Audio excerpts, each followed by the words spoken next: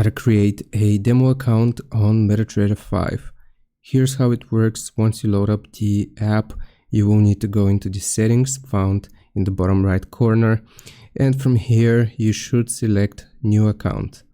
Once you click on new account, you will see a list of all of the brokers, and you can also search for specific brokers here if you want to open a demo account with specific brokers.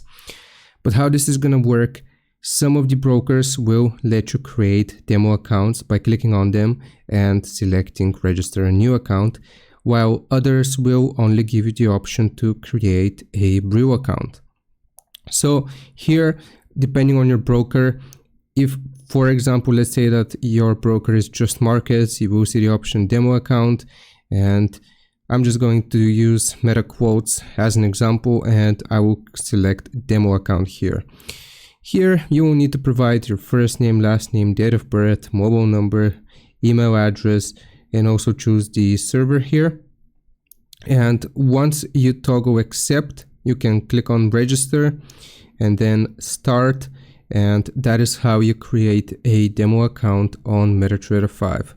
Hope this helps. Leave a like and sub. I'll see you next time.